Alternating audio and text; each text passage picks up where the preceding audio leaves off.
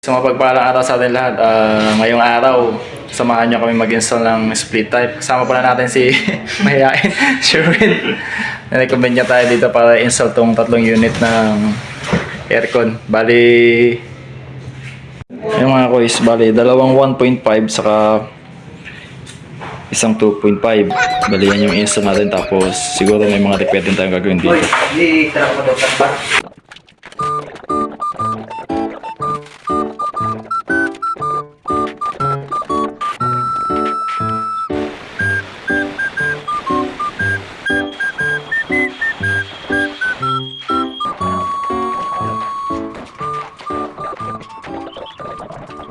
Mga newbie, ganito yun. So, bali, pag sa wiring, pagdating dun sa evaporator natin, nandoon yung, yan, yung apat or tatlo. For me, pwede ito i-condemn pero dahil maka-standard tayo, lalagyan pa rin natin yung neutral. Line, neutral, signal, ground.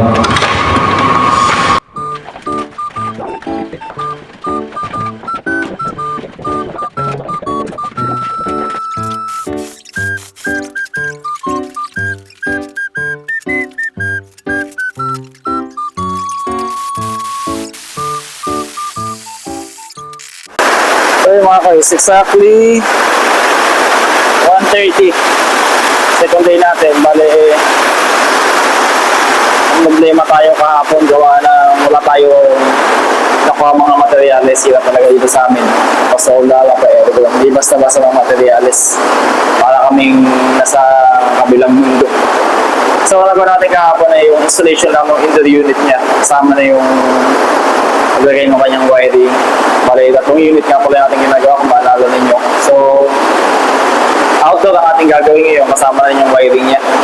Kung yung supply, lalagyan na natin yung mga breaker na ilalagay. So, stay tuned lang mga boys. Bale, umulan dito mga boys. Kalalan ko lang yung si Tito. Sa Blayan. So, clearing muna natin itong mga tubing niya. Mga tayo sa labas gawa na umuulan o mapatakan ng tubig.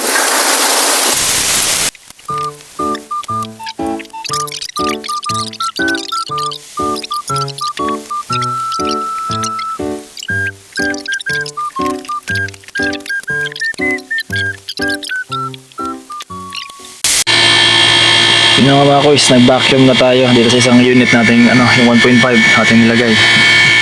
So yun, sa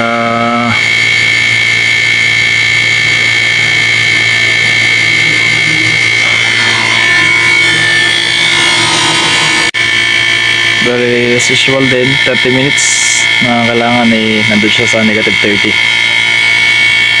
Yun.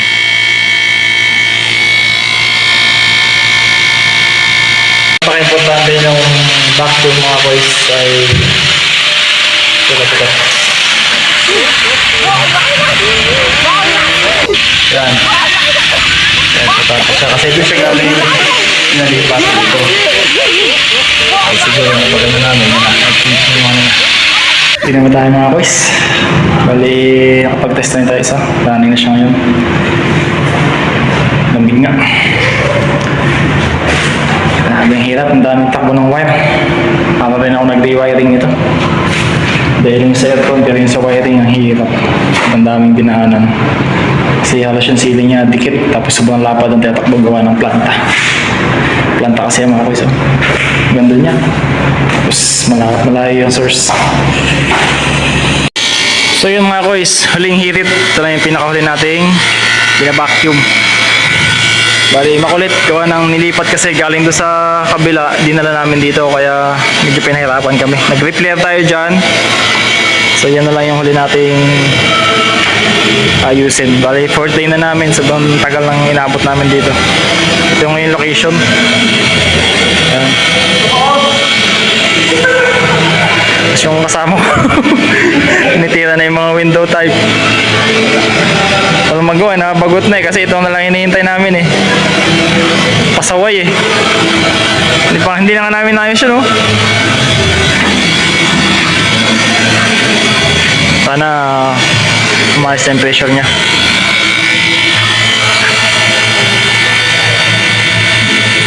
So yun, gumagana na ang aircon.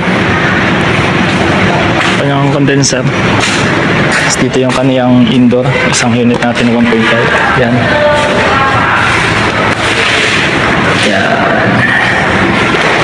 Tapos yung dalawa, isang 2 HP.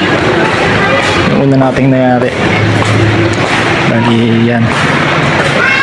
Isa na yan. Tapos yung isa dito. Actually, lahat naman ng ano dito, ng rooms with ano na, aircon na. Bali, nag-add lang sila ulit. Ito yung isa. Yan. Mga Boston B ang brand. So, thank you.